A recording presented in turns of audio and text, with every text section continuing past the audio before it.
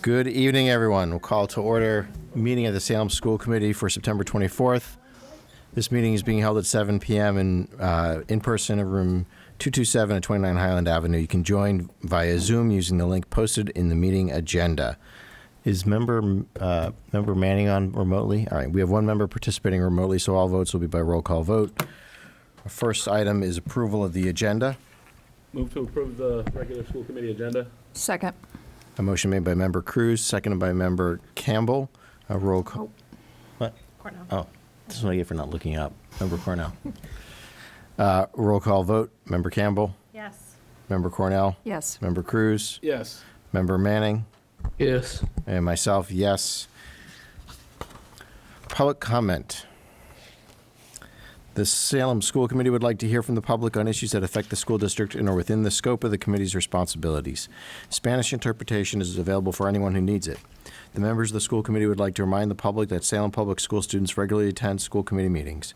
We encourage all meeting participants to model respectful and productive public discourse for our young learners. Is there any public comment in the chambers? Is there any public comment on Zoom? Seeing none.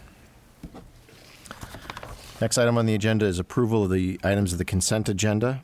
These are the minutes of the school committee of August 18th, the minutes of the school committee meeting of September 8th, approval of a field trip for the New Liberty Innovation School students, and approval of 4 warrants for FY25 and 5 warrants for FY26. Move to approve the consent agenda.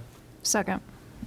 Motion made by member Cruz, seconded by member Cornell. Roll call vote. Member Cornell? Yes. Member Cruz? Yes. Member Manning? Could I ask what the other 2 items are? Or are the items all together for 4 days? You understand what I'm saying? These are the items for the field trip? Yeah. The approval of minutes of regular school committee meeting held on August 18th. And then approval of minutes for the ones held on September 8th. And approval of a field trip to Cardigan Mountain and Lodge, Alexandra, for 2 more days. So is that a total of 4 days, or is that all the days? Is that, you see what I'm saying? It's a field trip to Cardigan Mountain is for October 21st to October 22nd. Okay, so all of those days a total of 4? It's 2 days. It's an overnight trip. It's just, what about the first 2 days, though? Mayor. Yeah. Like the minutes of... Member Manning, the first 2 items are separate from the field trip request. So although 2 dates are listed, on the format there, they're not related to the trip. So the days are October 21st through the 22nd. So it's only 2 days for the trip. Okay, so what are the other days then? Those are meeting minute dates. Oh, all right, okay, thank you. Yep. Yes, I approve. Thank you. Member Campbell? Yes. And myself, yes. Consent agenda is approved. Student representatives report. Sydney had emailed me that she was unable to make it at the last minute. There was a last minute family scheduling thing, and but I can just report out quickly for the student. We did meet and had a great meeting. We had about 20 students there, all returning, and Sydney did a great job in leading the group in her first meeting as the chair of the student advisory. Just a couple things. The students really want to focus on establishing a way to support students who arrive mid-year to Salem High School and New Liberty, as we have representatives from New Liberty. They're concerned that we don't have good enough systems or we don't have systems in place to welcome new students and make them feel connected to the school and show them what the school has to offer. We do that with mentoring in 9th grade, but then there isn't anything later on.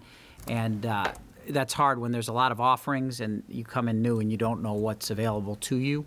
So that's something we want to work on as a way to create an ambassador structure for new students at the school. And the students had a lot to say and are very committed and interested in focusing on that. They also shared concerns with us about some of the things we've heard in the past, but these are new. Some new items. They would like to see more gluten-free options in the cafeteria. They had questions about bathroom access, like when they're allowed to use the bathroom or how often, and the school, for safety reasons, does at different times close off bathroom access, but they had feedback. These are conversations that I think are better suited for talking to Mr. Burns and the leadership team there. And they also just had general concerns about that the school has bad smells, which I explained that, like, we talked about how it's an old school and the old school has bad smells everywhere. And so we had a long conversation about the smells of the high school, which I wish all of you could have listened to the conversation. Good. Yeah, you're good with that. And then lastly, there were two members that had expressed interest in being in the statewide advisory, which I don't think Salem has had a representative on the statewide advisory in recent years, or at least in my time here. And so two students volunteered to join the Department of Education's team, and I sent their names for it. I'm waiting to hear back to see if they can still get admitted for the year. Each high school in the state is allowed two representatives. So two of our seniors, Sydney being one, had asked if they could participate in that, which I think is great. It will give us representation on the statewide student advisory. And then the last thing I'll say is I am interested in doing some leadership work with them. Part of what I think our responsibility is also to help them and foster their leadership skills. And so I wanted to think about doing some training for them and with them related to like adaptive leadership as they move on, not just as leaders in the high school, but as they move on in their careers, hopefully to be civic-minded leaders in Salem and beyond. Board Cruz, Joey. Thank you, Dr. Drake, for the update. I think on my end, this will come as no surprise that I would love to just come into compliance with the law around the students being able to actually engage directly with Yes. the committee Yep. beyond having the student representative here. So I recognize the need for training and capacity.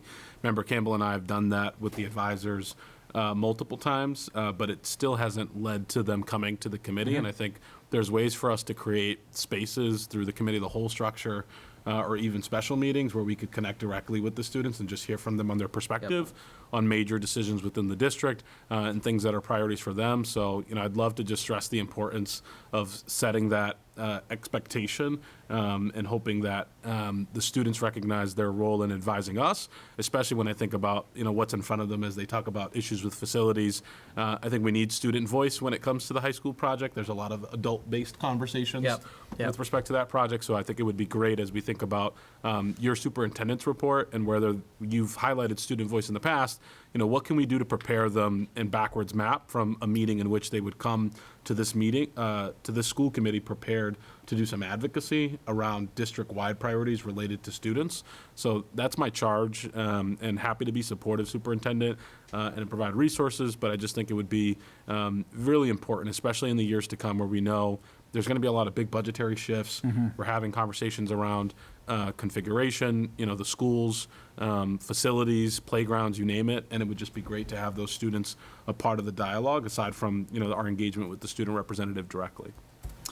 Yeah, and I think the challenge with that, Mr. Cruz, is that like the time, how to get their schedules they have the most challenging schedules of them all. I mean, I've told them I'm flexible whenever it's hard for me to line them all up on a schedule. I think a Zoom would be the best way to do it if we could get everybody, get a meeting with the school committee on Zoom. Yeah, I certainly agree. We've done that in the past when we Yeah. wanted to engage more broadly with the Student Advisory Council. Zoom is equitable. It gives access to kids that may not have transportation or work obligations. So I'm not suggesting a particular format or that even them coming to this particular chamber, as it's not always the most welcoming and Yep. inviting of places. We could even meet them where they are with respect to, thinking about meetings that could happen earlier in the day, and we can offer hybrid options. So, I think it's really important for us as we think about everything that's happening within the district to really get that advice directly from the students, aside from the reports, and to be able to ask them things as well about our thinking and where they think as a committee when it comes to the strategic plan, where we need to make adjustments to take into account their voices as well. Agreed, and we'll work on that. I know that we've fallen short on that the last couple of years, but now that we have a strong group of student advisory, that I think we can certainly make that happen. And I'll work with Ms. Wilkins on scheduling, as she's the faculty representative. Thank you. Anything else on the student representative's report? No. All right. Superintendent's report. Yeah, good evening. I think we're just going to jump right into the topics for the evening, which are college and career counseling, and then we have a presentation about playgrounds, which we're excited to receive. I'll just say that our enrollment will be certified next week. And it looks like we're about 80 to 90 students above where we were last year at this time, which is a really, really good news. But we'll know officially on September 30th, which is, again, in a week. But the trends are moving in the right direction. Sadly, we're welcoming fewer newcomers to the district, which is not a good thing, and long-term presents a problem, will present problems for us because we benefit from newcomers coming for obvious reasons, but it helps our enrollment, enriches our community. But those numbers have declined, especially at the high school level. We've seen, while our high school numbers have gone up, our numbers overall, our numbers of newcomers have not gone up. We've seen a decline, and Mr. Burns and Ms. Sousa can speak to that. They know that well. The other thing I'd just say is, our MCAS data the embargo is lifted on Monday at noon, so that at that point I'll be sending out a letter to the community regarding our performance across the schools. We'll be presenting to the school committee on October 6th our annual MCAS presentation. I promise it won't be 99 slides, but there's a lot of information. We'll try to synthesize it. Kate and I got the message, and we'll be sharing, our trends with you on that date. So you should know that that's coming out. We're also we'll be sending out a correspondence to families regarding some of the reconfiguration process that's upcoming at the elementary school level. I'll be checking in with school committee members about that process. But we want to make sure that our families are aware and our staff are aware of the information gathering that we're going to be doing in the next couple weeks, with the hope to have a school committee presentation in November where we detail some recommendations for the school committee for consideration. It's not decision, but for consideration at that point. So I'll be in touch with school committee members about that, and you'll be seeing, the community will be seeing a letter very soon in the next couple days laying out or providing an overview of that process. With that, I would ask our high school team, very happy to have Mr. Burns here, and I know he's got to get back to a Spirit Fire, and Ms. Sosa, who's here to present about our college and career counseling work.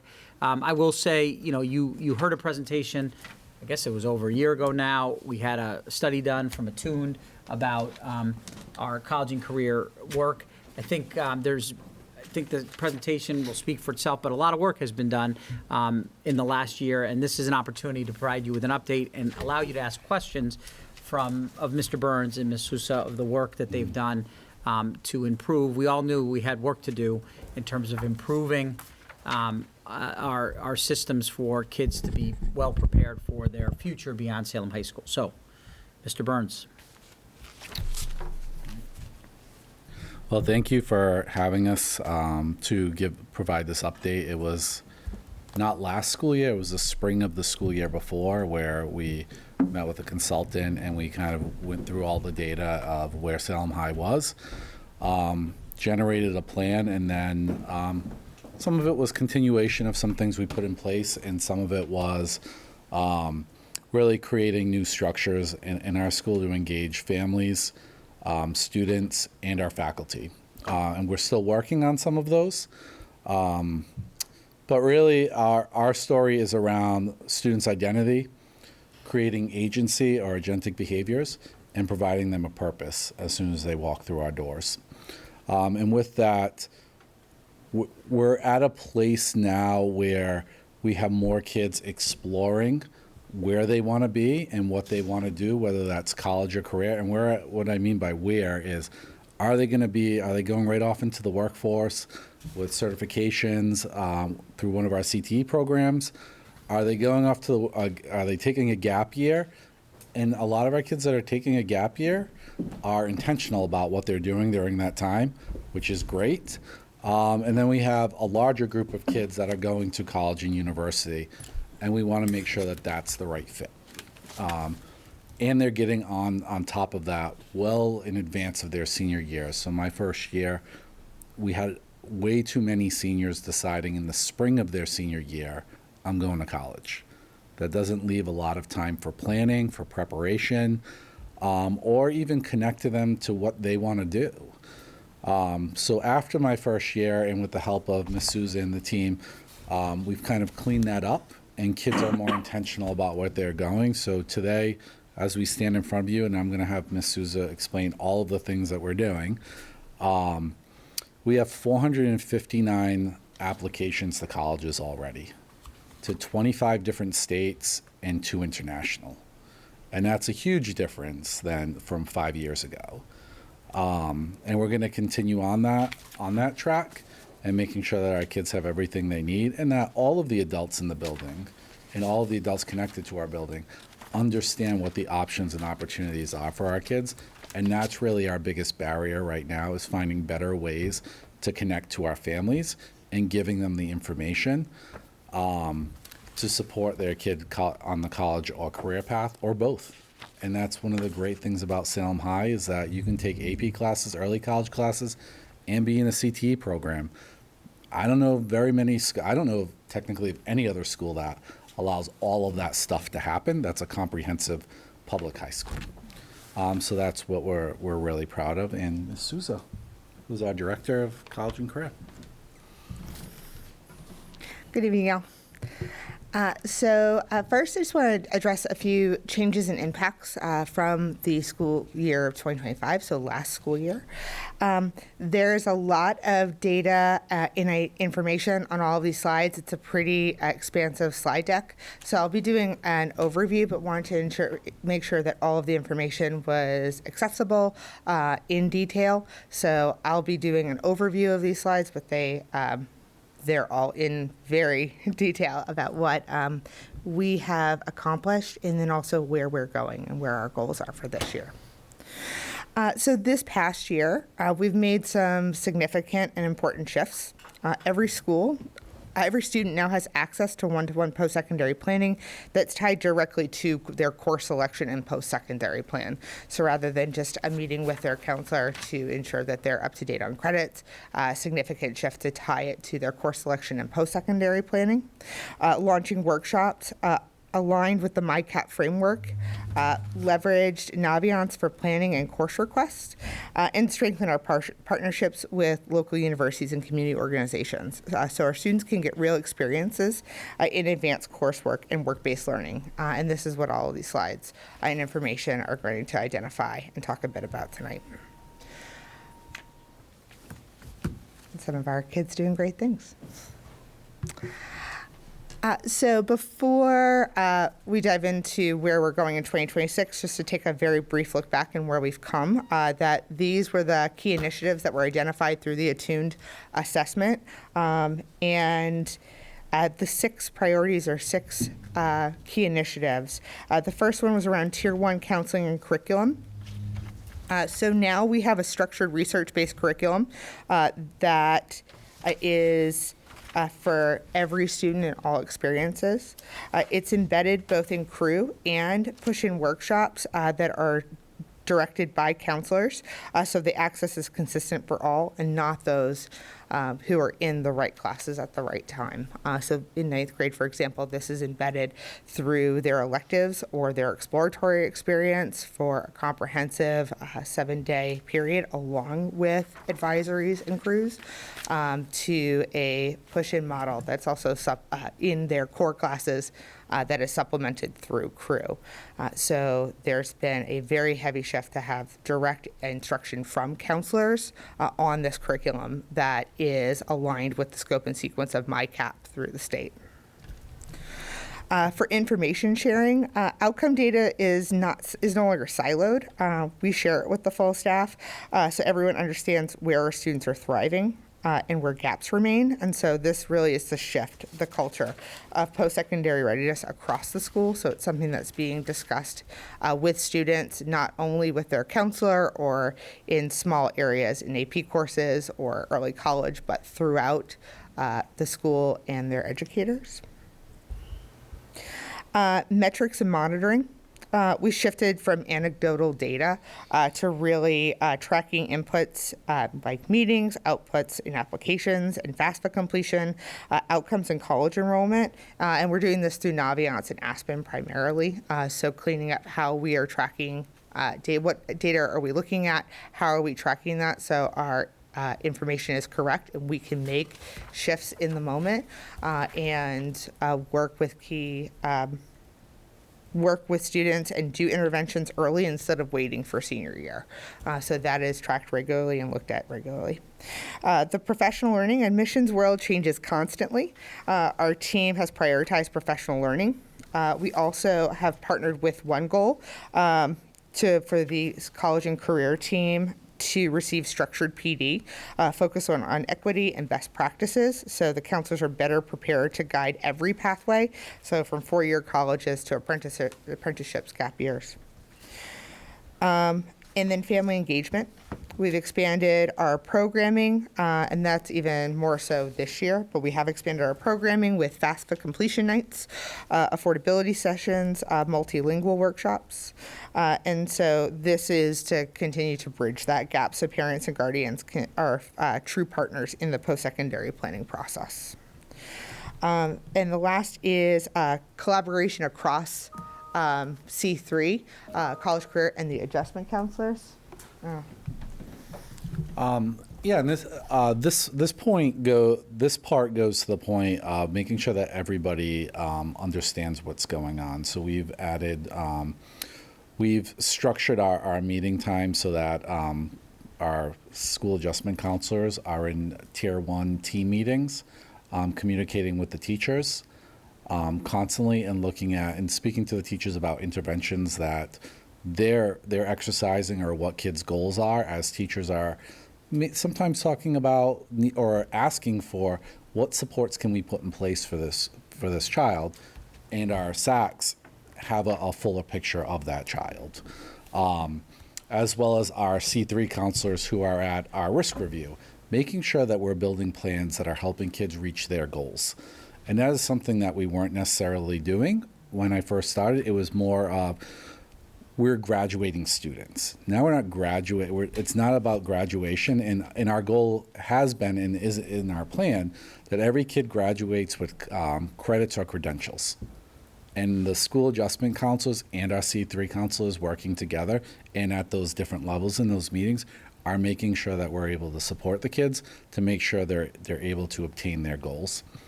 And we can see that in a few pieces of data that aren't in the slides of 75% of 11th and 12th graders are all taking advanced coursework and passing.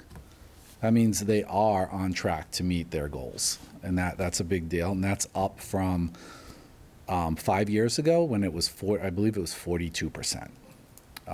So that's a big shift. In demographics, every demographic has jumped in those numbers.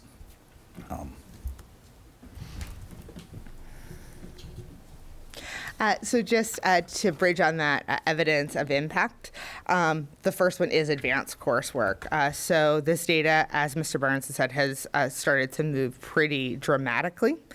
So the enrollment in advanced coursework is up across the board, especially for Hispanic students, students of color, multilingual learners, and students with disabilities.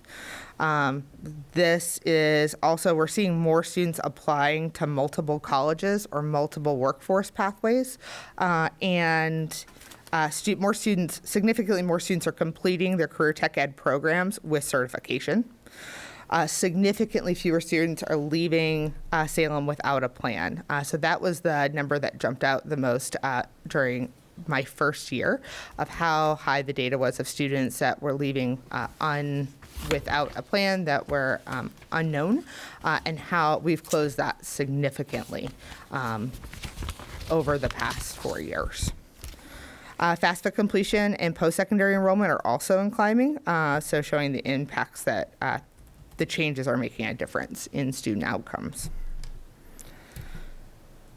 The other key part in outputs for applications, FAFSA, and post-graduation So this is the MyCap work, and it's been the backbone.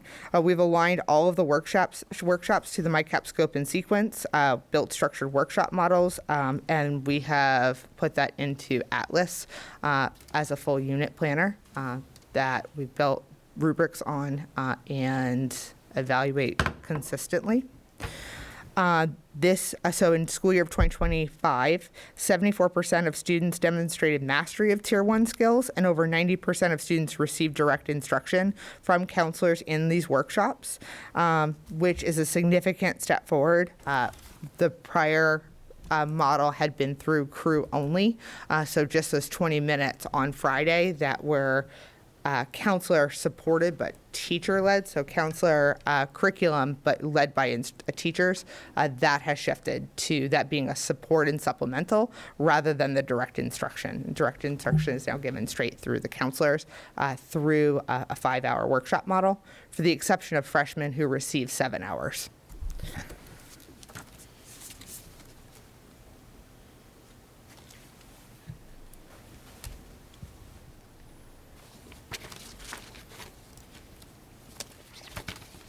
So that leads us into what are our priorities for this school year. So where we've been, where we are, and how are we going to continue to move forward. So we have 4 main priorities for this school year. And like I said, these are pretty significantly or laid out in details with interim measurements to build in interventions with action steps. So I'm going to just do a quick review over the 4, but they are here in detail. So we're ensuring that 95% of 9th and 12th graders have a one-to-one counseling meeting that are aligned with their post-secondary planning and course selection goals. This is to raise the percentage of seniors applying to at least 3 schools from 39% to 75%.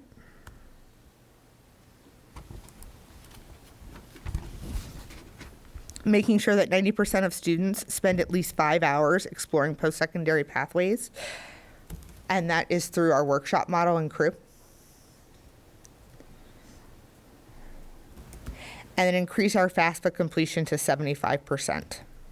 Like I said, we've built interim checkpoints throughout the year and comprehensive action steps to ensure that interventions can happen quickly as a way to meet these goals by the end of 2026.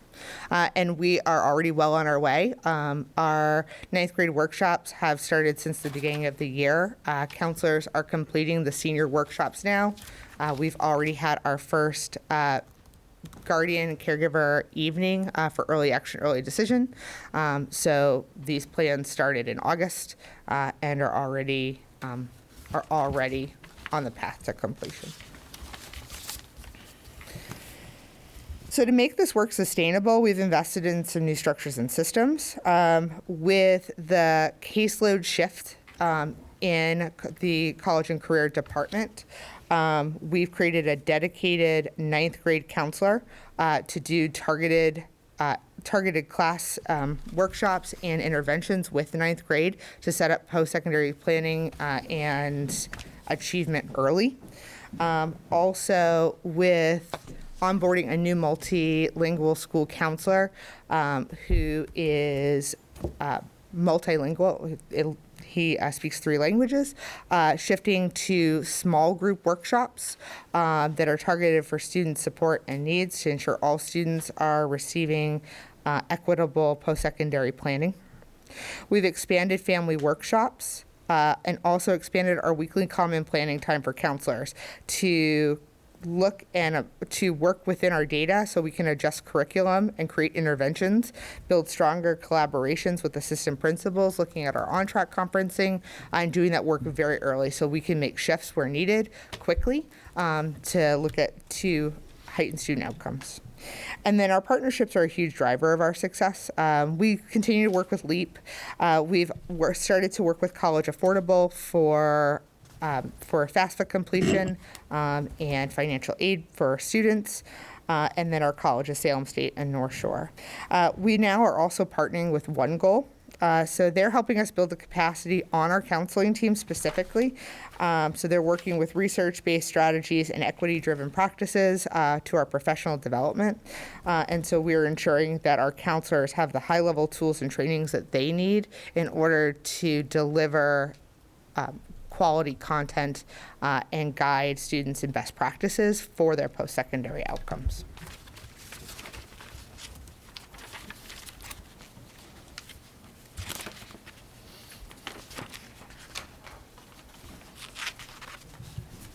And that is our portrait of a graduate. Any questions?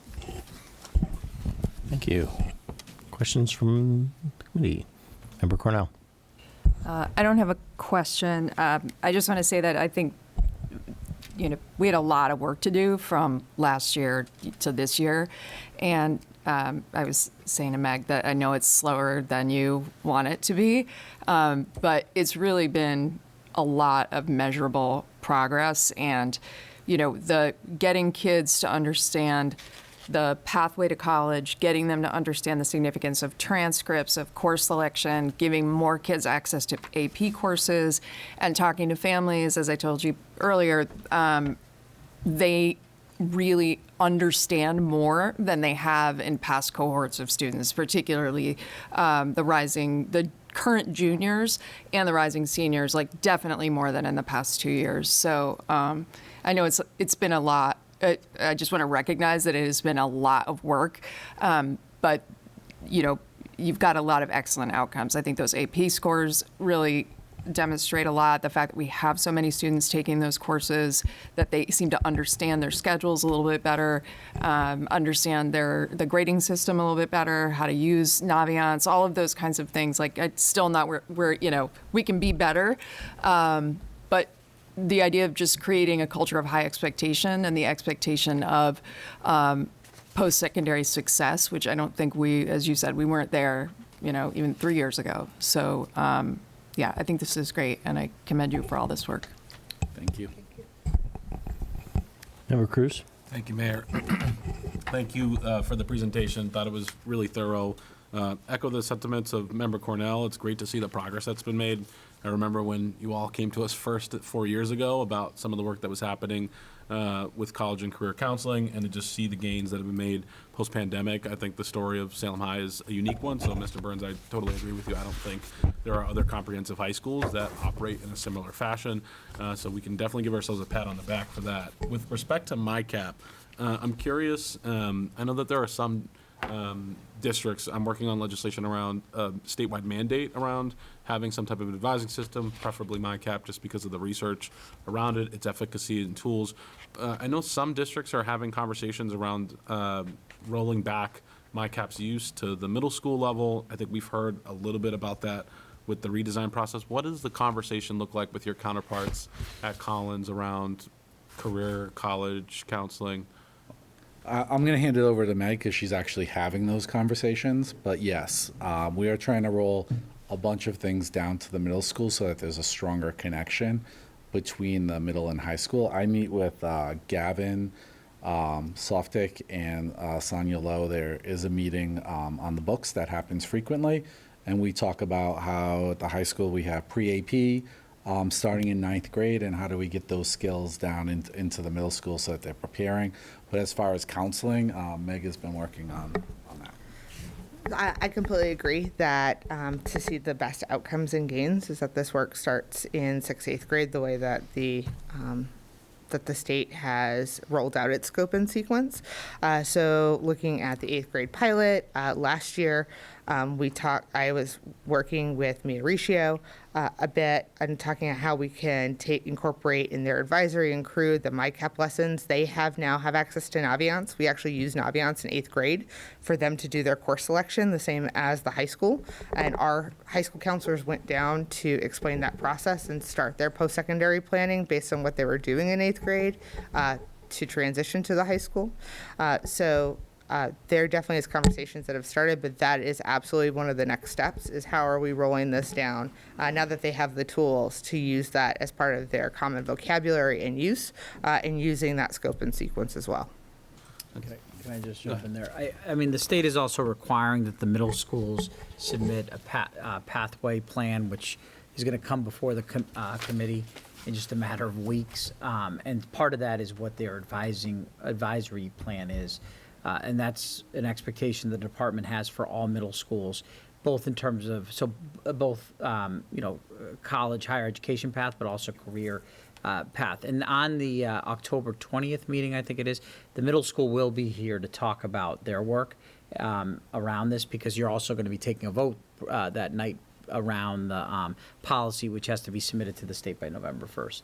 I do think Collins is well, we got a lot of work to do, but they're further ahead than most middle schools because they've started that work in earnest with and Kate, I should turn to you, see if there's anything you would add to that about the work that the middle school is doing.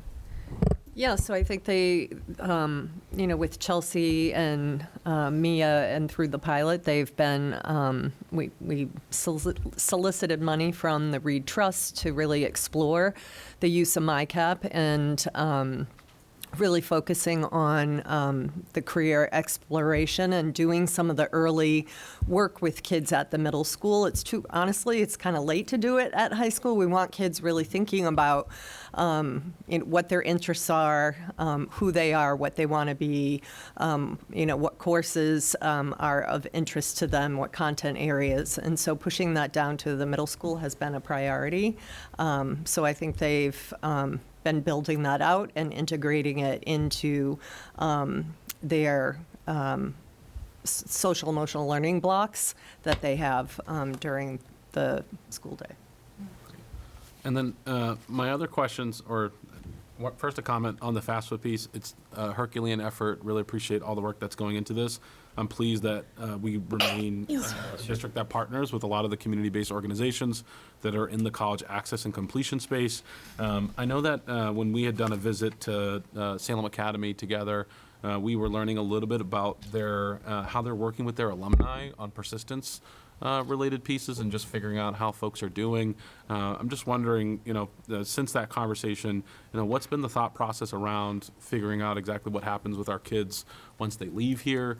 Because I do think that it's one thing to set up the system and to get folks to the place where you're tackling these issues of college, career access, completion, but then if you don't have the persistence in the end, it's like there's some learning that should be happening at the district level about what were the gaps that led to that. So I'm just curious about that side of the work, and I know that the state needs a longitudinal data system. Also working on that, but just first and foremost, just want to hear your perspective.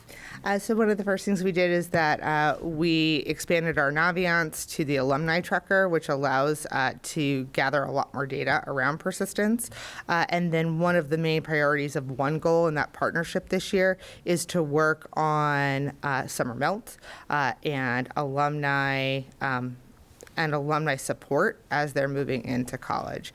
So we're now getting much better data about where our students are going and within their first year.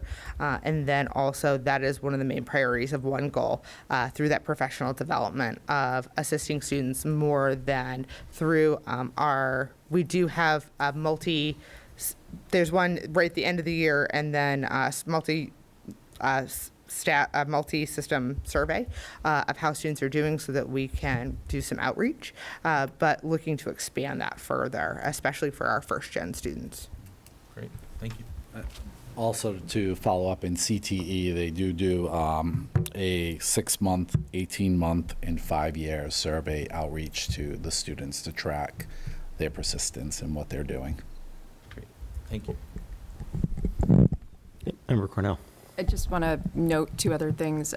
One is that, and I'm a broken record about this, with, we have, because of the district that we're in, with first-gen students and first-generation families, and immigrant families and ML speakers, that we have a responsibility, and I think this is sort of at the district level, to to figure out how we're going, we're pushing into the middle school now, which is great, and we have to push into those younger grades. I say that all the time. If your parents did not go to college, you're not having conversations around the kitchen table about college. That doesn't come up until you're in high school. So figuring out how to do age-appropriate college introduction conversations with our youngest learners is the best way to get them prepared and to get them to understand, like, this is why I'm here, right? Like, this is what I'm doing here, is that eventually I'm not going to be in school anymore and I'm going to be doing something else. So I just, at some point, would like an update about how we can start implementing that into the curriculum for our littlest guys. And the other thing that I also wanted to mention, and this is like, my parent hat also, I know that Gavin but the entire team at the middle school is working incredibly hard to really raise expectations for students. I think we probably still have a long way to go. I know, just because I have a 10th grader now, that transition from 8th grade of doing no homework to 9th grade and doing homework all the time. I don't know if your 10th grader had that experience going into 9th grade. It was rough. And so really having that accountability in the middle school of like preparing them to do homework, that they should have their teachers should have high expectations of them, and they should have high expectations of themselves. I think that's a key to that transition, because I think it's clear we are setting really high expectations at the high school. So. That's one of the items that I'm most proud of, is the expectations that our teachers are holding, and that starting in 9th grade, in particular this year, because it was our second year of offering AP classes for 9th graders, there was a lot more discussion with parents and with children on, should they take 2, should they take 1, what's right, and there are more academic conversations around course selection versus, well, I really like this thing, so that's what I'm going to do. It's, well, there's more around, what do you want to do after high school? And let's get classes that align to that. And kids they're benefiting from those conversations, but they're also really engaged with them. Yeah, I think the work at the high school has been very impressive over the last few years, and you can see it in the results. And I particularly love seeing the fact that students who haven't historically had the opportunities to take advanced coursework are getting access to that. We have more kids in early college. We have more kids taking AP courses who are not the traditional students who have, students whose parents had previously gone to college. It's more than just the high achievers coming in that are having access. I still think we have more work to do, as Meg talked about, in terms of kids being clearer about what their plans are for the future. It really is refreshing when I talk to a high schooler and they can talk with clarity and purpose about they don't need to know what they want to do for the rest of their life, because none of us do, and now we know people have many different careers.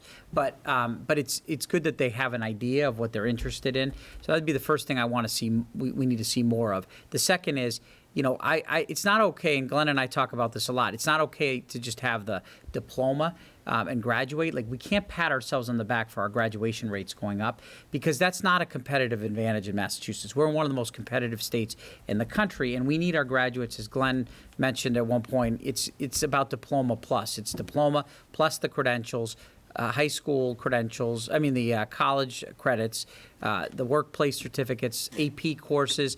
We want our students to leave the seal of biliteracy with all of those things that are going to make them competitive once they leave us. It's not okay to just be satisfied with them crossing the stage, but it's that they're actually going to be outpacing and doing better than kids in other, and we do have a high school. I can say that, having worked in other high schools. I have a child that goes to another high school, public high school, but we offer more than almost any high school I've ever seen, public high school, I should say, in the state. It's amazing what we offer, and I want to make sure that as many of our kids take advantage of that, and they don't look back and say, I regret that I didn't take these courses or didn't, engage in these opportunities, especially kids who are, as has been mentioned, first-gen college students. So I think we have more work to do. I think our kids could be even more competitive leaving us. And then the final thing that I want to continue to push is we have to look at persistence. We have to look at how kids do once they leave us.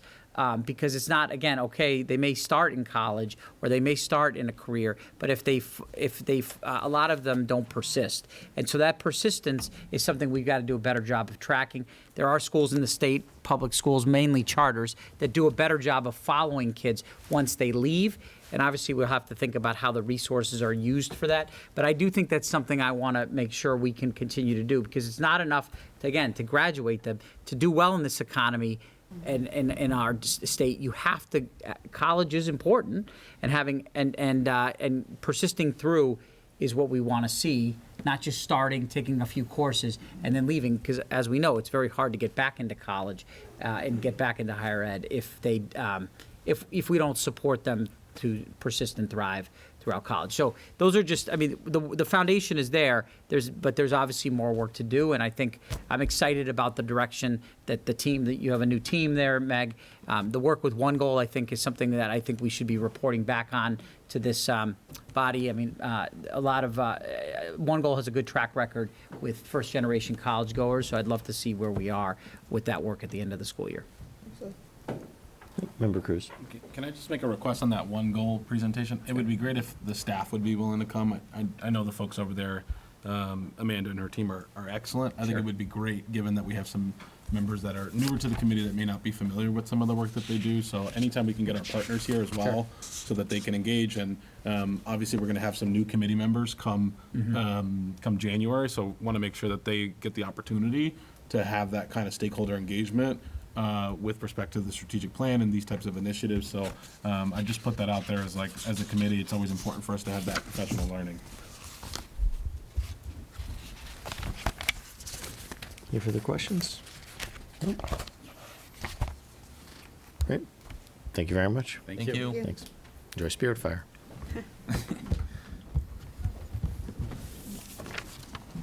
Okay. Next on the agenda, I'm really pleased that we have a group of parents here, real-life parents. We're happy to have them.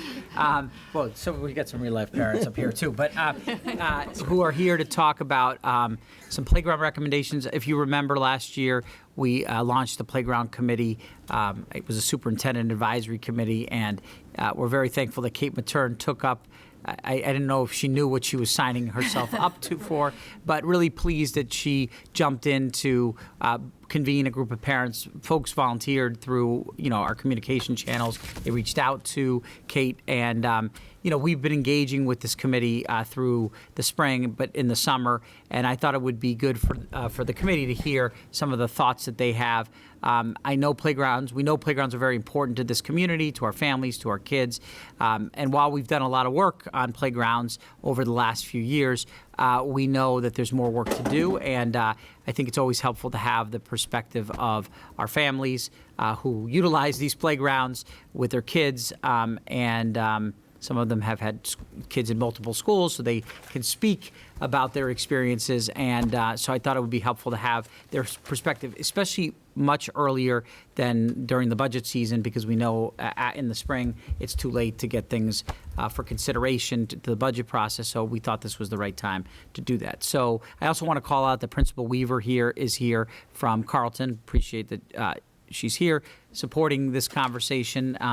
And with that, I'll turn it over to Kate and the team that is the power team across 3 schools, I think, right? 3 schools. 3 schools. That are here tonight. Okay, thank you so much for your time tonight. We really appreciate you having us. My name is Kate Mattern. I have a first grader at Bentley, and previous to that, he was at the ECC. We want to talk to you tonight about the state of the district's early childhood play spaces at Carleton, ECC, and Horace Mann Lab School. Can I get my, here we go, okay. In preparing for this, I drove around and looked at all of our playgrounds this summer. I'm so impressed with the new playgrounds. I hope that they all look as beautiful as this someday. Thank you for your work on that. So I want to start by acknowledging that this is a difficult time to be talking about playgrounds. We understand that the school committee has an extraordinarily long list of things on your plate right now. This is a heavy time. You're protecting our immigrant students. You're grappling with budget cuts. And we understand the play might seem like a nice extra that could maybe take a back seat for a moment. And while I really do wish we could shorten the list of demands that we're making on the district, as parents, we do feel like the state of play for Salem's public school kids is both a serious and a time-sensitive issue. As we'll review site by site, our early childhood playgrounds right now range from mostly empty to potentially dangerous to inaccessible with kids with physical disabilities. And while no play is or even necessarily should be risk-free, we do think that parents have a reasonable expectation that the playgrounds being provided for their kids are age-appropriate. We also think the kids have a reasonable expectation that they'll have opportunities to run and climb in playgrounds that look inviting and well cared for. I'm also concerned that the district is currently in a vulnerable position for lawsuits because the playgrounds are not necessarily age appropriate and they're not ADA compatible in all cases. So to start us off, I'm going to hand this over to Melinda, our Carleton representative. Hi, so I'm Melinda Baker. I have a second grader at Carleton, and I also act as the co-president of the PTO. And we just kind of want to sort of like level set what Carleton has available to it right now. So we have one play area that's for our kindergarten students that's connected to the school. It's essentially an asphalt area that's right outside of their instruction room. It doesn't have any shade. They have limited physical things to play with, so it's mostly just like an open area to run around, which the kids do love, but we would just like to, consider that is their play option. The other students for grades 1 through 5 actually go to a nearby playground that's part of the Parks and Recreation space. And it is close, but it is technically not managed then by the school district. So if anything happens there, there's no recourse that the school district is able to sort of help to guarantee time on the playground or things like that. And then part of the reason why our younger kids are at the place adjacent to the school is that in some cases the Parks and Recreation facility is not completely age appropriate for all the kids to be there. We are excited that we learned that the construction of the March Street Playground is going to start very soon. We're excited for what that's going to look like afterwards, but it is going to take our playground offline for the rest of the school year. And so we're actively trying to think about other ways where the kids will still get active play time and space in a safe environment. But this is just kind of like what we are adapting to right now.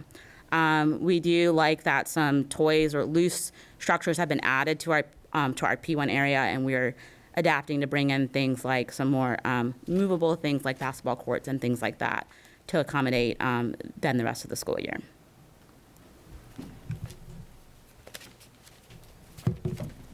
Okay, so this image on the screen, this is most of the Salem Early Childhood Center's playground. Not pictured is a swing set, which is great and age appropriate.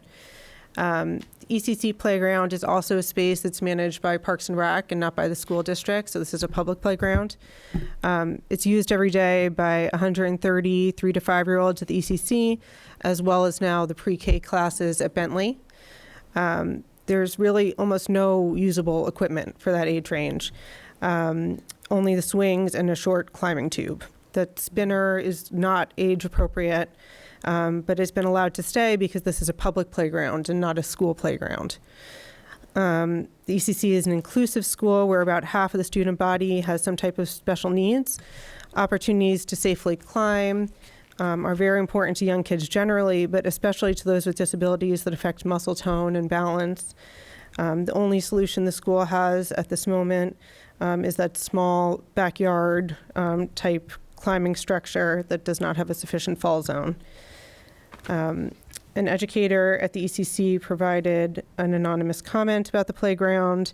They said, "Every day at the ECC, I see how our playground just doesn't have what our youngest and most vulnerable students really need. There aren't enough permanent age-appropriate play structures, and there's no barrier to keep them safe from flying baseballs. The children deserve a safe, welcoming place to play and grow, and I hope we can work together to make our playground truly meet their needs."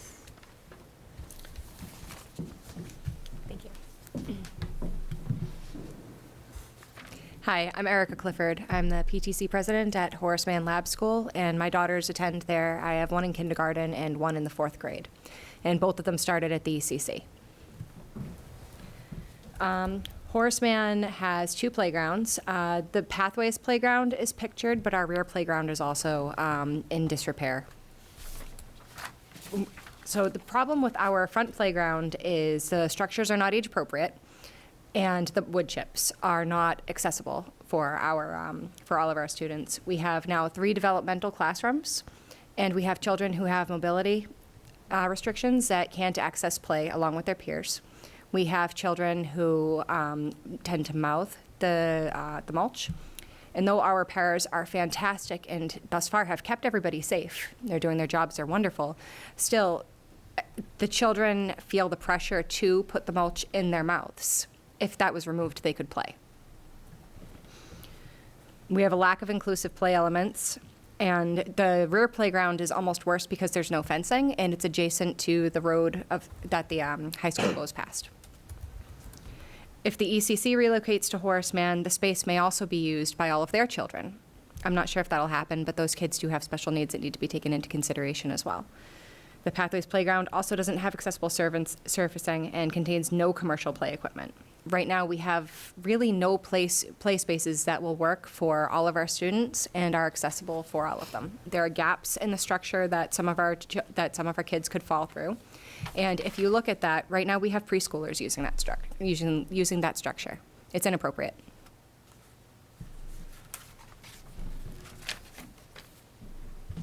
Do you want to take the slide or do you want me to Sure, take I'll it? do this one. Thanks. We were approached with the option of loose toys as a low-cost option, and though that's definitely cost-saving, it's significantly less expensive than installing new surfacing. It's appealing, it's affordable, it requires much less work, but high-quality equipment encourages more physical play than toys alone. A 2023 study, for instance, found that higher playability scores for playground amenities and play structures were associated with 28% and 15% higher levels of moderate to vigorous physical activity, respectively, and higher scores for playground amenities were associated with increased energy expenditure. That result appears to be long-lasting. A 2018 study measured student activity levels on a Colorado playground before installation of high-quality equipment, then for 1 year afterward. At 1 year, students demonstrated an increase of 17.2% for moderate to vigorous physical activity and 33.1% for vigorous physical activity from baseline.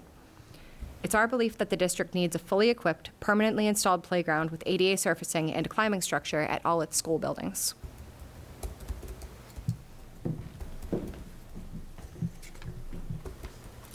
So I know what you're probably thinking is there's just not money to solve this problem, and we understand that.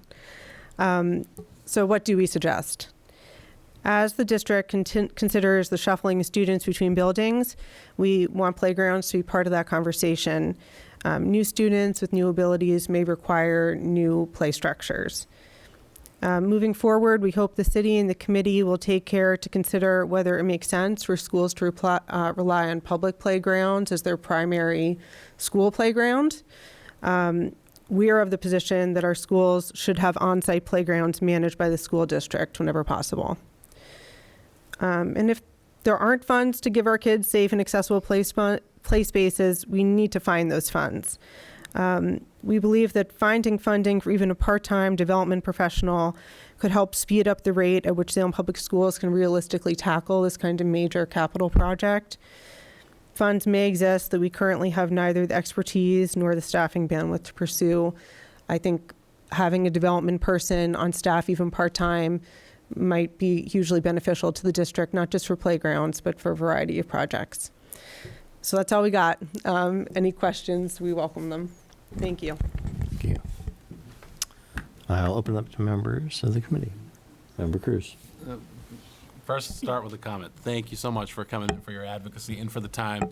You got to be careful. You never know what happens when you start giving time to the district. You get roped into things. So appreciate the efforts that have gone into this. And as a committee, you know, what I can say is that we've spent, I think, the last 8 years really hearing from parents in a non-structured way with respect to the playgrounds, and that the impetus for the big shifts that we've seen was related to our master facility plan and then a playground safety study that was in conjunction with what the city was leading. So I'm sure you all had a chance to take a look at those materials. So, I think we recognize like this is an issue, and part of it is what can we do as a committee, what happens on the capital side on the city, and then how we can get creative. So appreciate having this advisory.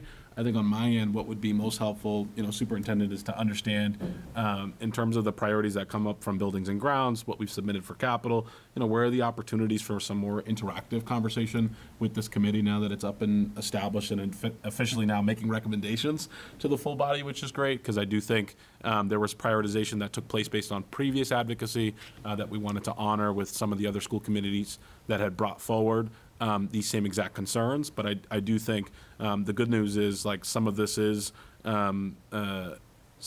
achievable, I think, with some of the recommendations that you've mentioned, and it's the priority in terms of the accessibility. Those are the things that we've discussed, the safety, age appropriateness, and I just think where we need to fine tune is like as we're having conversations about reconfiguration, it would be great if we could have the support of the committee and getting the word out to members of the community when we have those conversations, and that folks are really talking about that as part of what we're thinking about when we might be moving elementary school aged and early learners across the districts. So we would welcome the support, because I do think there's going to be a lot of tough conversations with the budget deficit that we have in the upcoming budget cycle in the next two, and then additionally just with respect to some of the shifts that we're looking at. So we would welcome, I think the partnership would be super important in order to get folks thinking like, even though we're going to make a lot of monumental shifts, yes, we're budget constrained. I think that there's some opportunities for you all to, convince some of your fellow parents to help us with the advocacy we need to do here as a community to make sure that certain things move forward. And then the last piece that I would just ask is, it'd be great on my end to just know like, what are the that research, if you all could just share that with me. What are the opportunities to have this conversation more broadly with folks across the state? Because I do think this is like one of the things I hear about all the time about safe play, inclusive play. I just joined the board of the Tower Foundation that does a lot of great work around inclusion. And so it's certainly something I care personally about, and to know that every year that a kid doesn't have a place to play, that's a lot of pain and suffering for families and for those students. So just would welcome the partnership on some other advocacy that we could be doing together. Thank you. Thank you. Member Cornell. I just have a couple things. Thank you so much. I love a task force. I love a committee. I love all the stuff. And so having parents on it, I know it takes a lot of time and effort, and so thank you. One thing I was sort of thinking about this because my kids are old, so is that prior to COVID, any kind of playground rebuild in Salem was like an exclusively parent-driven process, right? So like the Salts playground was parent-driven, parent fundraise. My husband helped. He did the common playground. That place was, I came and it was bananas. So, but that was entirely fundraised and literally built by parents. So this sort of post-COVID era where the city and the district is putting effort into making these investments in our play spaces is actually new in Salem. And so I just want to recognize that we have put in a little over $1.6 million in the past 3 years. And so what we're going by is, or what the district is going by, is that facilities, the playground plan. What are the most urgent sort of needs that we have, that we have to, from a legal perspective, a safety perspective, deal with first. So I do think, to Member Cruz's point, it would be good for us to be more communicative about how that process happens, so that folks understand that this isn't sort of this isn't like whoever shouts the loudest gets a playground. That plan is pretty comprehensive and gives us a blueprint for how to make things happen. I do want to reiterate, we do not have any money, and it's not temporary. This is diminishing funds from here on out in public schools all over the United States. So, I want a person exactly that role that you're talking about. It's difficult. It's difficult for me. Honestly, it's difficult for me to look at $1.6 million that we could be putting into our classrooms it as a school committee member to say, like, I understand that play is important, but I would love to be able to tap into parents to talk about how we can rethink this effort. So like in Europe, they hire landscape designers to do playgrounds because they're not spending money on environmentally, irresponsible play structures that aren't going to last, right? I mean, you can spend hundreds of thousands of dollars on it, and you'll have to replace it, and it's plastic, and it's rubber. As a school committee member, I just want to be totally transparent. I do not want to invest in those materials anymore. But I do want to. I do think it's worth investing in landscape designers who can say, how do we use natural materials that are going to last a little bit longer, that we're not going to spend $35,000 on to replace a slide, right? And do exactly the kind of gross and fine motor skill development that children deserve when they're in our care. So that for me is like, that's the direction, and I've said this before to this body, I would like a more philosophical approach to how we think about children and play and what their needs are when they're in those spaces, because we cannot afford to continue building these playgrounds. We're not going to be able to. So a couple notes on that. Use the thing so that everybody at home can hear you. I would just say I think one difference between the time when PTAs were handling fundraising for playgrounds and now is that the laws around surfacing have changed, and with that, the price has gone up exponentially. So as you know, a playground now costs $1 million. I don't think it's realistic to expect our PTAs to raise $1 million for a playground. Two, I would be happy to have a landscape designer come in. I've met with a landscape designer about the ECC playground. You're still talking about a very high price tag to get a landscaped nature playground. It still has to be ADA compliant. You can't have grass that's not compliant surfacing. So I don't think that's the low-cost solution. It might seem like it is. I think it is in fact a low-cost solution over the long term. Like these materials, we're going to replace them. I won't be on school committee, but we're going to replace them in 5 years, in 10 years. It will be a constant cycle, and it's environmentally irresponsible. That is my feeling about it. I don't mean to have a debate. I know that's not appropriate in school committee, but what I'm just trying to, and I'm totally happy to come to your meeting because you have done more research on this than I have, and just have a conversation about it. I just want to be as transparent as possible about where I'm coming from, because the committee does know, because I've talked about it in public before. I just feel really strongly that this is not sustainable financially or environmentally. So those are my two concerns. So, but like I said, I'd love to come to one of your meetings, and then you could tell me why I'm short-sighted. I think a beautifully designed, landscaped playground sounds great. I just think there's accessibility issues around that, and I don't think it might be lower cost over the long term. It's still going to be a significant upfront investment. From my perspective, a playground at a school, particularly an early childhood school, is basic infrastructure. I don't set a distinction between that and classroom learning, because for young kids, play is their work. My background's in developmental behavioral pediatric research.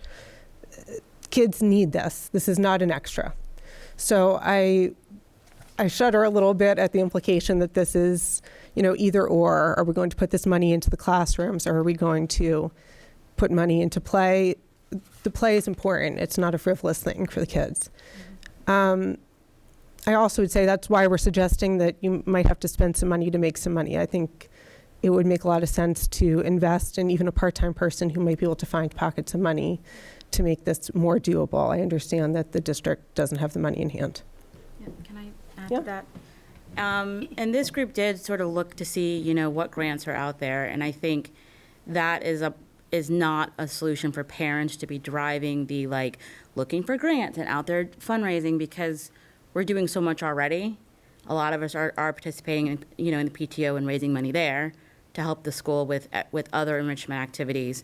A lot of us are full-time parents and caregivers, and to miss out on a grant simply because we thought of it a week after, a week late, but to have an actual resource within the district who has it as their mission and their job to be constantly sourcing where this funding could come from, that alone will make it more productive and return on investment compared to parents having to drive that. And then additionally, to add to, at least from my own experience with my son, when he got to Carleton, a lot of his advancement in his first 2 years was about playground. Getting that bravery and that willingness and confidence to try different things comes from being in the playground and getting stronger and growing muscles and showing that he's making progress every day on the monkey bars. Like, it seems like a small thing, but it leads to general confidence and being willing to try new things. So we can't discount what play is able to contribute, than the learning environment. So I just want to make sure that we're all clear. And then also to think about a lot of our kids, particularly at Carleton, are using the playground after school ends due to the aftercare programs through the Y. So this is more than just their development during the school hours. It's also in the after school hours where they're using that as space to continue to learn and interact with their playmates. So these playgrounds are more than just the recess time that's planned into the schedule. So just keep that in mind. Can I just clarify something that I think I misspoke? I think it's a terrible idea for parents to crowdsource money for a playground. Yeah. What I was pointing out was that we don't do that anymore, which is good. So I didn't want to. I didn't mean to say, why don't you guys go out and do a bake sale? Like, that's not what I meant. Sorry. Member Cruz. Thank you, Mayor, and I appreciate that clarification, because I Thank think you. Yeah, it was not a what I really, meant. I think, important move not to put that onus on folks that we know Yeah. are incredibly busy. Committee's fortunate, I think, to have had a major shift of having folks that are closer and proximate to education serving, but then also a lot more parents that have been through the experiences that you're all laying out. My question is around just the work that the advisory has done, because I think, Kate, you and I talked about this briefly, was like the shade structures. Have you all kind of just like evaluated like what that looks like? Because that is like my biggest gripe every weekend in the summer when I take my kiddos out to the playground, is like you can't find any place that has shade structure. Yes. So the ECC and Parks and Rec collaborated on a CPA grant, which they did receive for $60,000 for a shade structure. It's really like astounding how expensive this all is, and I appreciate that. That was supposed to go in last fall. It has not yet been installed. I don't know what the holdup is, but there is money there. Okay, and then with respect to the other early kind of learning spaces, have you all heard about any efforts around shade structures there as well? Because I imagine, I saw that in the Carleton note there that could have used a shade structure, or are folks exploring that district-wide? Okay, that would just be one of my flags, is as we think about just our kiddos across the district as the temperatures go up and they're out there on those playgrounds. I mean, some of the slides, some of the plastics do get, I think, to dangerous levels. And then, just knowing that we've had in the past members of the public who have succumbed to heat in the district at public events. I just think there's a conversation that should be had about what the impact of the heat is on the kiddos as well. So if we can look at that district-wide, that's just something that I would just flag for us. Yep. Just a couple. Well, I mean, it sounds like this committee. People are expecting this committee for you to not lead, to continue. It's they've already anointed you as a standing committee, but that's totally your call. I appreciate the work you've already done. Happy to continue to engage with the committee. So I just want to call that out first, because I know it's an immense amount of work. Just a couple of thoughts that I wanted to comment on. One is Elizabeth and I have had conversations from the meeting we had in the summer about the development person. We thought that was a really good suggestion if we could figure out a way to fund it. We don't have, to committee member Cornell's comments, we don't have any money to hire, but if there's a way for us to be creative about it. The good news is we have an assistant superintendent who has a development background, and so I will rely on her expertise to, and I think she does have some thoughts, and I won't speak for her, but she can comment after I'm done. But these are some preliminary conversations, because we do think it's a good idea, not just for playgrounds, but because as times are, as resources are thinning out, our grants person is just really focused on our entitlement grants and doesn't have the bandwidth to do the more proactive, aggressive work that you guys are talking about. And yeah, PTOs, there's no way can be raising. I mean, I wish, but $1 million is not, is not in the cards. So it was a point well taken that we are very much considering, and I'll let Elizabeth comment on that in 1 second. The other thing I would say is, be clear about is like Horace Mann is next on our list. I mean, and that can change depending on what the committee's input is during the budget process. But for the capital requests, like on our mind had been, we focused on Witchcraft. The first day I arrived here, I remember committee member Manning taking me to Witchcraft and saying, you have to do something about this playground. And I didn't know, I mean, there had been a lot of discussion, and the truth is was the biggest elementary school. We have a huge special education population, and that became a monumental focus, and that became the big playground that was necessary there. And then Bates had some real safety issues in that playground. And then, Bertram Field became the next outdoor space because we had concerns about the track and so forth. Horace Mann, in our mind, is next. Not trying to diminish the needs of other schools. Carleton is obviously getting a playground from with the city support. And, I get your points about, ownership of playgrounds and that. But at the end of the day, the Carleton kids will have access to, at least some of, most of the kids there will have access to a state-of-the-art playground there. And so Horace Mann is on our list as, obviously, there's a lot of little kids at Horace Mann. There's the potential of more kids coming to Horace Mann. As you noted, we don't know what's going to happen, but there's obviously two playgrounds, and there are a lot of little kids on that campus right now that could use them more. I do think we can look at the accessibility with the wood chips on the small playground. I mean, we've done things already at Salt and Stall. We installed mats because not ideal, like it's not the rubber surface, but it does. It does meet ADA accessibility concerns that you raise with the wood chips at Horace Mann. So we can look into that. Even now, I just have to look at what the pricing would be. I had spoken to Z about that possibility when he was at the playground taking a look at it, and he said that it wasn't something that he was particularly thrilled at because the cost of the mats on a playground that may be repaired quick or replaced sooner rather than later isn't worth spending the money on them. Well, I think that's something to have a discussion with him about. We'll talk to Z more about it. Yeah, I know he wasn't thrilled about the idea. We're not thrilled about it because it's not as good a solution as the more costly one of the port in place. But I mean, it's a small playground, and if there's a way that we can enhance the accessibility, we'll talk about that in the short term. Another problem is we don't actually have any accessible structures there or any accessible play equipment. There is a window that the kids sometimes use as an ice cream shop, and that is it. That's creative. It's mostly my daughter, honestly, but that's the only thing that really could be accessed by a child who is mobility impaired. Okay. Well, I mean, I'm not. There's needs there, and that's why I think we feel strongly that that's the place that we were hoping to allocate. Pending the school committee's approval, our recommendation was going to be Horace Mann for capital funds for the budget process this year. Okay.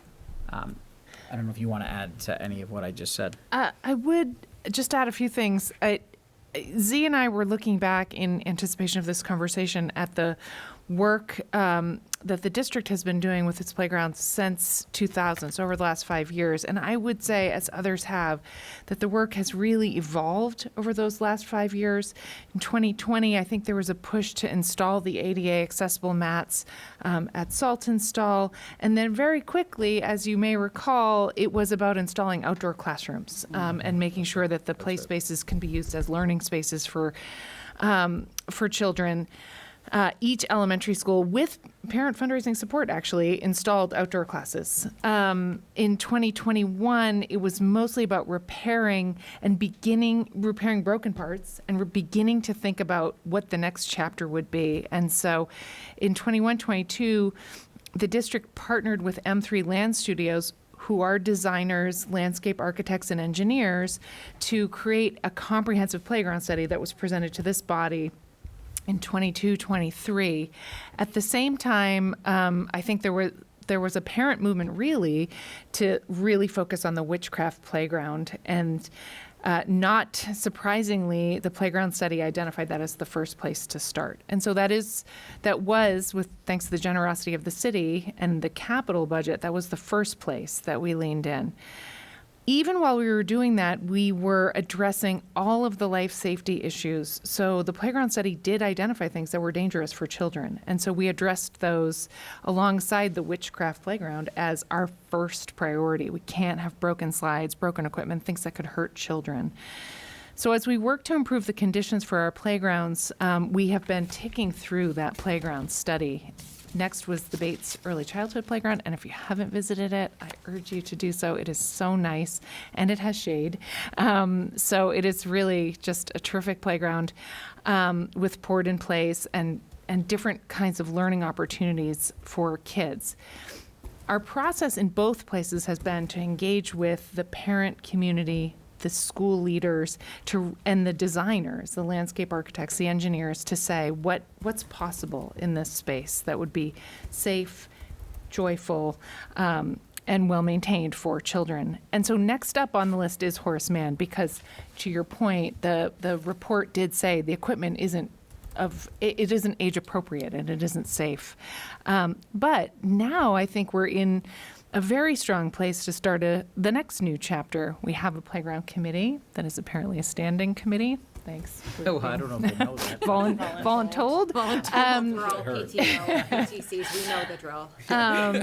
And we have a playground plan. And so I think those are powerful ways to start a development campaign, that we are being strategic, that we have community engagement, and that our focus is on accessibility, safety, and learning through play. So I think we're well positioned to start looking for external resources to supplement what the city has been able to do through its capital budget, what we've received in state earmarks, and what we have spent, sadly no longer available to us, but through ARPA. So that's what I would add.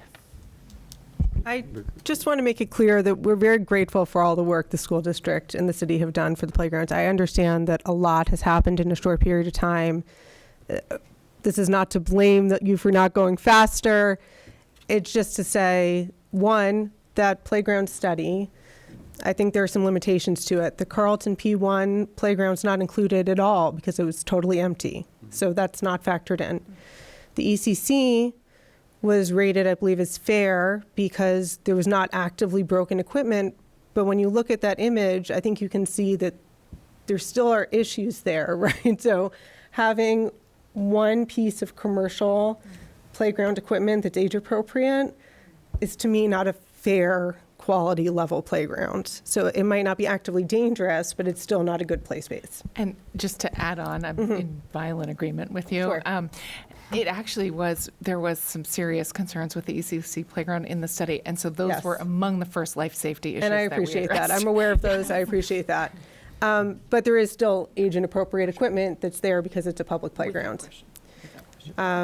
So thank you for all the work you've done. I think we're suggesting seeking other pockets of money because we understand you're doing all you possibly can with the resources you have. Go to Member Campbell.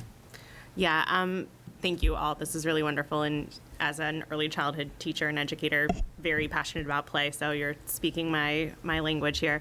One thing that I'm seeing over and over and over again is almost like I think we need to have maybe more clear communication, one, about the long-term plan so that we can show, like, we obviously don't, and I know that you're not advocating for it, like, lose the strategic, methodical approach that's very thoughtful and allows us to consider lots of different approaches, but also recognizing that there are some short-term things that we could be putting into place. And so I think maybe kind of demonstrating this multi-pronged approach where we can show these are some of our immediate things that are on our radar that we're working to address, and especially if it's in collaboration with really involved good advocates at each school, so that we can really identify not just visually or from the perspective of the experts, but from the people who know the little humans who use the playgrounds the most, what the actual biggest issues would be, so that we kind of almost have a punch list of like, these are our immediate goals, and we can all be clear, like, these are, like, clearly there are lots of plans in play, and it would be great for folks to know that that's in process, so that it's not just every time you go to the playground there's this sense of frustration about the lack of shade, about the this, about the that,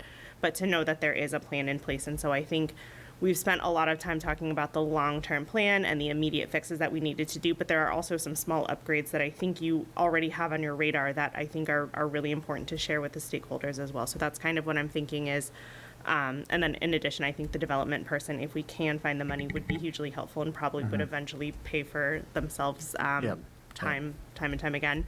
But I think we have this massive playground plan that has been super helpful, but it is massive and it is a little bit outdated, so it's not at the top of everybody's minds. And so I think the more that we can clearly and concisely communicate, this is what we're working on now, this is why it matters to us, and then these are also the long-term plans. So like the conversation about the mats is a great one. Maybe it is worth getting the mats, maybe it's not, I don't know.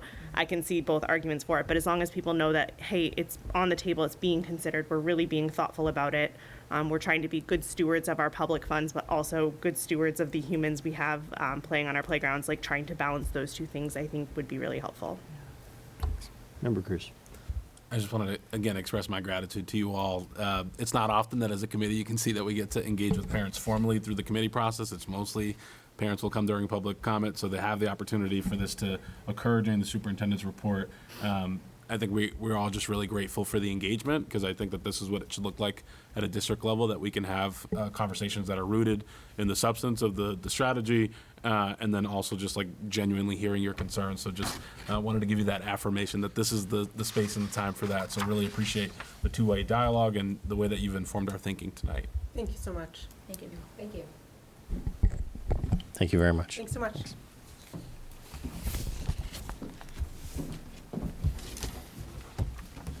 Okay.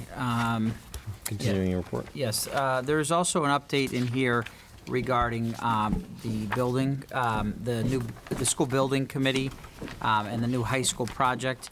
I just want to call your attention to that and see if folks have any questions or comments. I'm just trying to find where the update is in here. Right after the playgrounds. Okay, thank you. After the playgrounds. So just to quickly summarize, there was a new construction manager. A construction manager has been selected for the new building, which is very exciting. Shawmut and Rich are a combo of those two firms have been awarded the construction manager designation for the new project.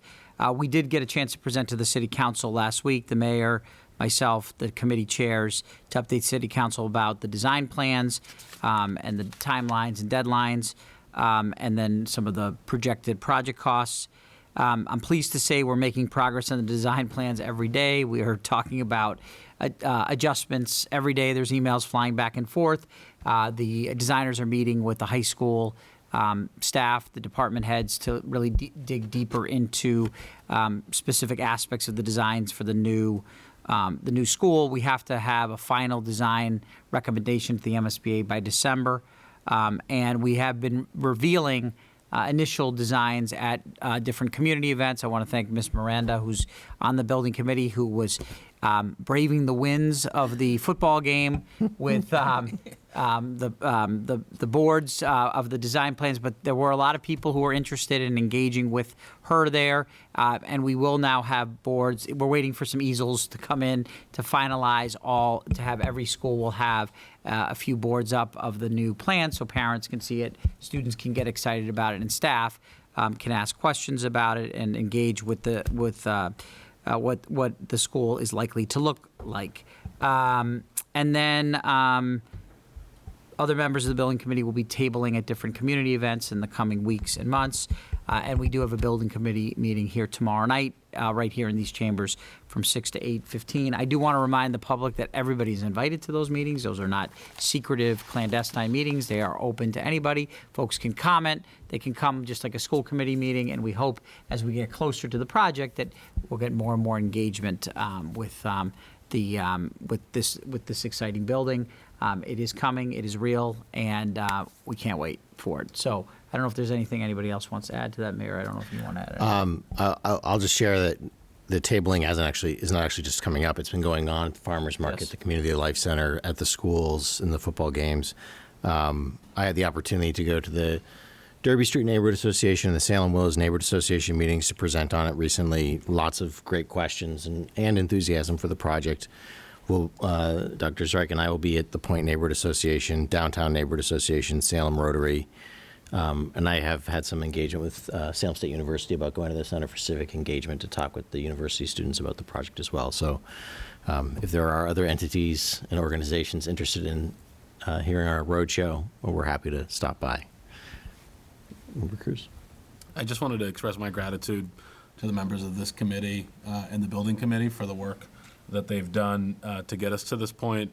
It's a major milestone within the project, and recognize that there's been a lot of attention on this project as of late, but I recognize that the communication around this project has been transparent. We've been receiving regular updates, and I know that for those that are non-elected, that are serving on those committees, you all signed up as a labor of love for this particular project. So if we can, on behalf of the committee, just send our thanks to the building committee. And I recognize from some of the feedback that I've received from you, Mayor, from Member Cornell and others, that the state does need to look at some of the elements of this process for MSBA again. So I'm taking copious notes on the things that I've heard thus far that have been pain points from a policy perspective in terms of moving forward the project. So just wanted to express my gratitude to you all for being in the mix and for the legwork that it's taken to get to this place, which is really exciting.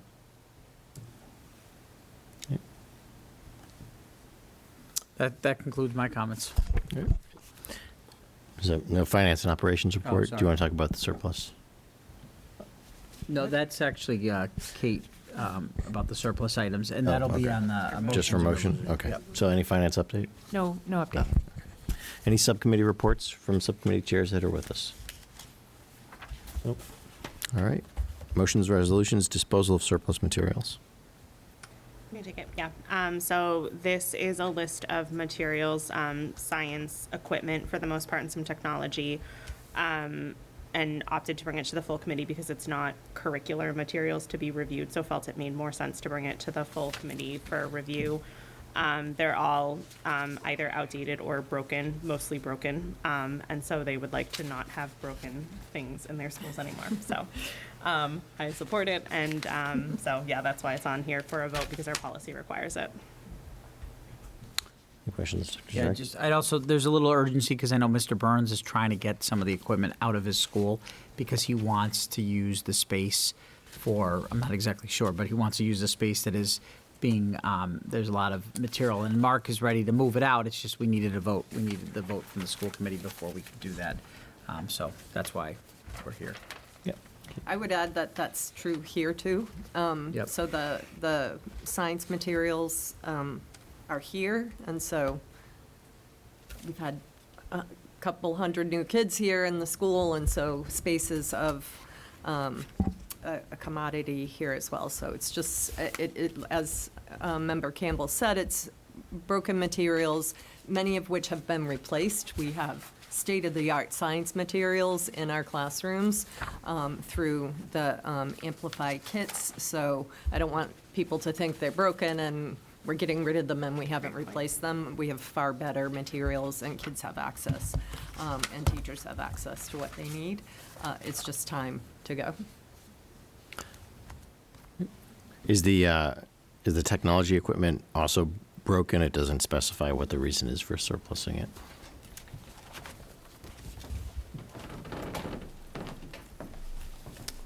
Good evening. I would say about 90% of it is broken. Beyond, we repair what we can, but there does come to a point where it's just not cost effective to repair it anymore because the parts just outweigh what the value of the unit is. There's a few of the units, mostly the iMacs, that are just outside of the, they no longer get security updates, so they're just a risk to have on the network, so they're really not usable anymore. IMAX, okay. We got some dinosaurs, definitely. If you want to see a museum little trip, it's pretty fun. All right, is there a motion?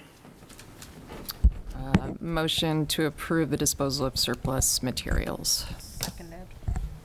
Motion made by Member Cornell, seconded by Member Campbell. Under discussion, further discussion, seeing none. Roll call vote. Member Cruz. Yes. Member Manning. Yes. Yes. Thank you. Member Campbell. Yes. Member Cornell. Yes. And myself, yes. That matter carries unanimous. Any announcements from committee members? Member Cruz. Move to adjourn. Oh, look at him. Oh, second. Got me. Sorry. Yeah, you Were you surprised? Really got me, Manny. That one you got really me. threw us a curveball, Manny. Motion made by Member Cruz, seconded by Member Cornell. Roll call vote. Member Manning. Yes. Member Campbell? Yes. Member Cornell? Yes. Member Cruz? Yes. Myself, yes. We're adjourned. Thank you, You everybody. love an announcement. I know, I really.